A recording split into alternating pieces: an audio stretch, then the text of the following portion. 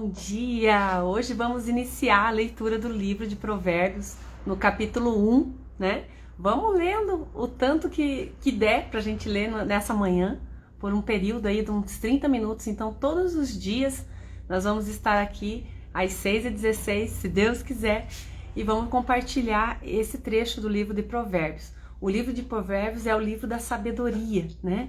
E nós vimos ali em todas aquelas chaves que a mais importante delas é a sabedoria, a chave 37, porque ela mostra como você buscar a fonte, como você se conectar com a fonte. E é isso que a gente vai buscar, né? O conhecimento de Deus, porque como nós vimos lá naquelas chaves, quando a gente busca o conhecimento de Deus, a gente encontra quem nós somos. Ou quando você busca conhecer quem você é, você vai encontrar Deus. Então tem esses dois caminhos da gente se conectar com a fonte. Então vamos buscar esse conhecimento de quem Deus é, para que a gente consiga conhecer a nossa verdadeira identidade e o nosso propósito nessa terra. Assim como tudo que existe na natureza, tudo aquilo que foi criado com um propósito.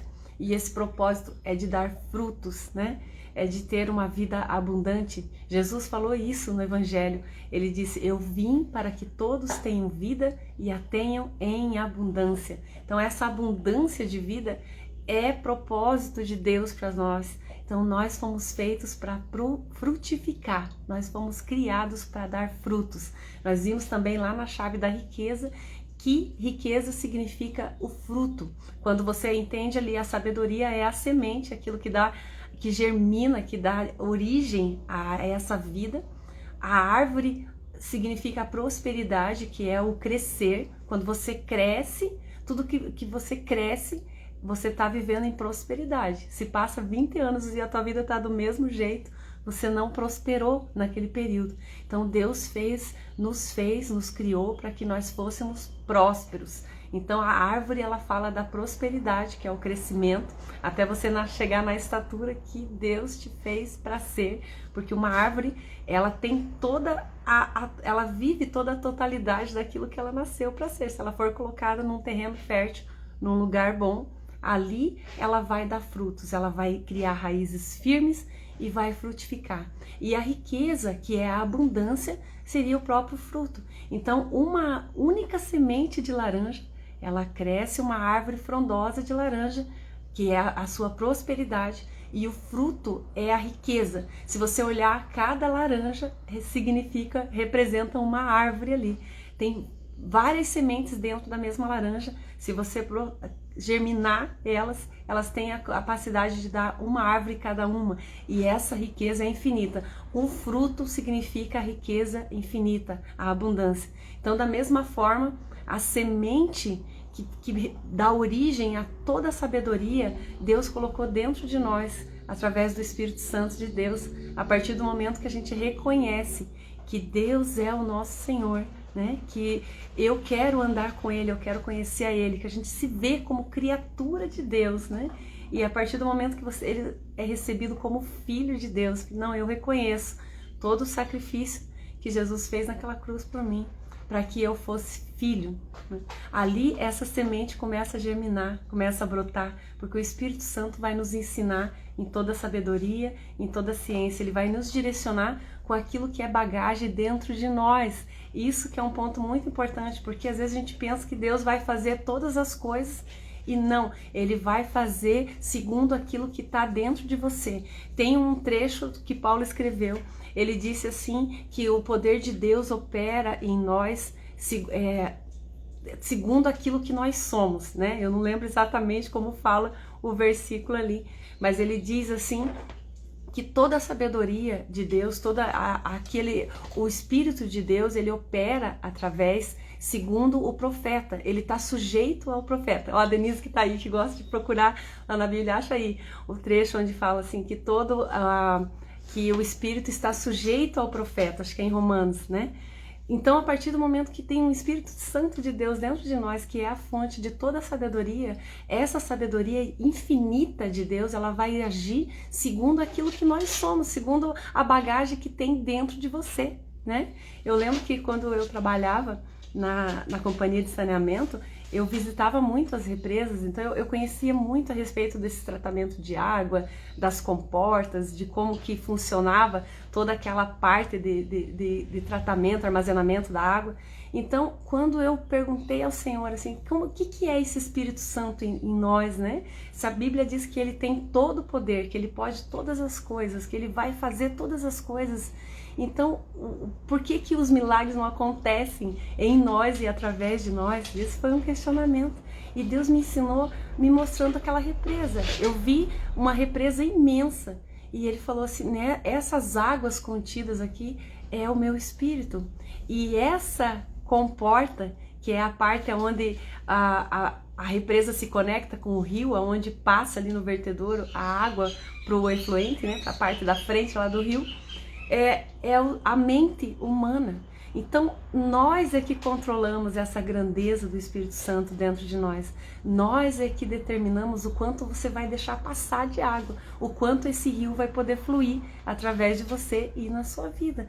Então, para que essa nossa comporta, né, se abra para a totalidade daquilo que Deus quer fluir através de nós, a gente precisa do conhecimento. Então, dessa mesma forma que Deus me ensinou a partir do conhecimento que eu tinha, porque ele usou ali uma figura de linguagem que era comum para mim, né? Ele vai usar na tua vida o entendimento e a sabedoria com aquilo que você é. Então, quanto mais você aprender, quanto mais você estudar, quanto mais você conhecer, mais Deus pode fluir na totalidade dele em você e através de você, porque a sabedoria de Deus é infinita, ela não cabe dentro da mente humana.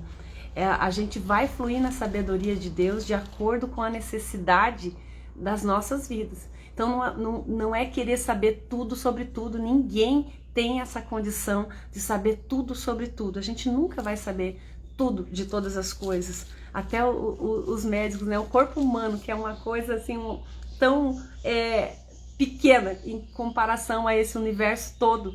O ser humano não tem condições de se especializar em todas as partes desse corpo.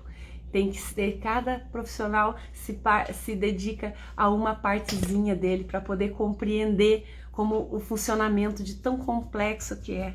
Então a natureza de Deus é simples, mas ao mesmo tempo envolve uma sabedoria infinita em tudo aquilo que é criado, tudo aquilo que foi criado por Deus. Então eu vou ler lá, a Denise achou ali, obrigada, Dê. 14:32, deixa eu colocar meu instrumento aqui, deixa eu dar um beijo ali pra Cláudia. Tudo bom, Cláudia? Saudade. A Pri, tudo bom, Priscila?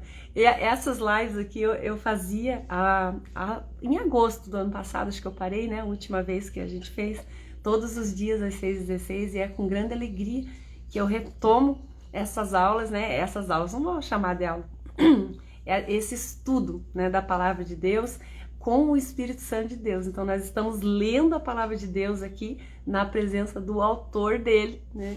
Que Deus está em nós, ele age por meio de nós e através de nós, e ele nos ensina em tudo aquilo que é necessidade para nós no dia de hoje. Então nós vamos começar ali lendo o livro de Provérbios, daqui a pouquinho já vou para lá.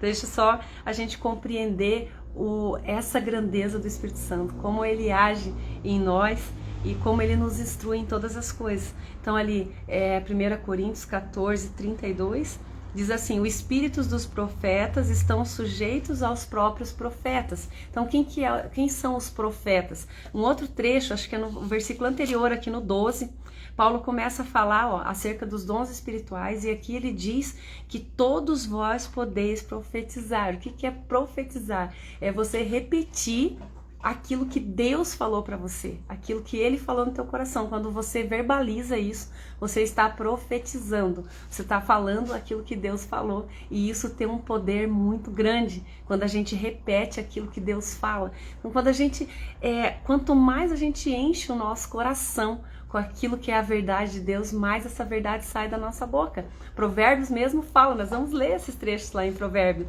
que o coração fala, a boca fala do que o coração está cheio. Então isso é mais uma sabedoria que Salomão trouxe. Então quem foi Salomão? Ele foi filho de Davi, um dos reis de Israel, né? E Davi foi o segundo rei de Israel, e Salomão foi o terceiro. E ele herdou aquele trono de Israel, o trono que Deus tinha estabelecido ali para conduzir o povo escolhido dele. E quando ele se colocou diante dessa missão tão importante, Deus perguntou para ele, falou para ele, o que você quiser, o que você precisar para cumprir essa missão, eu vou colocar diante de você. Pode pedir o que você precisar. E dentre todas as coisas que ele poderia pedir, ele pediu sabedoria, né? E o profeta falou para ele, você pediu certo, né? Deus falou com ele mesmo teve essa experiência com Deus, que teve no Antigo Testamento, tinha ocasiões em que os profetas falavam os recados de Deus, e tinha ocasião que o próprio Espírito Santo de Deus falava na vida dessas pessoas. Elas tinham esse entendimento, essa percepção de Deus, porque elas estavam debaixo de uma unção de Deus. Os reis, os profetas, eles tinham uma unção de Deus sobre a vida deles para governar, para servir ao povo. Os sacerdotes tinham uma unção de Deus para ouvir o povo e levar até Deus. Então, hoje nós não precisamos mais dessa unção de Deus sobre nós, como estava lá no Antigo Testamento sobre a vida de algumas pessoas, porque o Espírito Santo hoje está em nós, dentro de nós. Então vamos começar a ler esse livro de Provérbios. No capítulo 1 diz assim: Provérbios de Salomão, filho de Davi, o rei de Israel. Quem a história conta que foi o homem mais rico do mundo, por conta que ele pediu essa sabedoria de Deus. Olha, o cachorrinho tá aqui, ó, com o brinquedo dele aqui, querendo que eu brinque com ele. Pra lá, Paulo. Não vou brincar agora. Pronto. Vou continuar, vou ler ali de novo. Provérbios de Salomão, filho de Davi, o rei de Israel. Para aprender a sabedoria e o ensino, para entender as palavras de inteligência, para obter o ensino do bom proceder, a justiça, o juízo e a equidade, para dar aos simples prudência e aos jovens conhecimento e bom siso.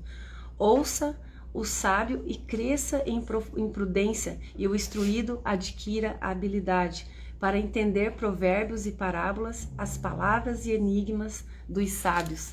Não, só aqui, o 7, o temor do Senhor é o princípio do saber, mas os loucos desprezam a sabedoria e o ensino. Ele mesmo já está dizendo por que existe, para que serve esse livro?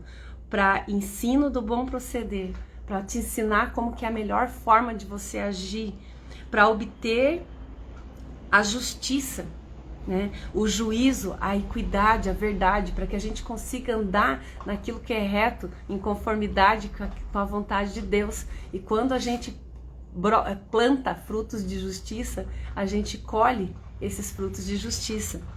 Para dar aos simples prudência e aos jovens conhecimento e bom juízo, né?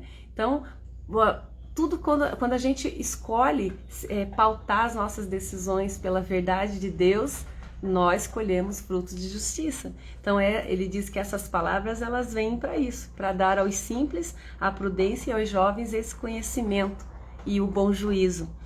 Ouça o sábio e cresça em prudência, e o instruído adquira habilidade, para entender provérbios e parábolas, as palavras e enigmas dos sábios. Então o Espírito Santo de Deus, ele mesmo vai nos dar essa condição de compreender essas grandezas daquilo que ele é, né?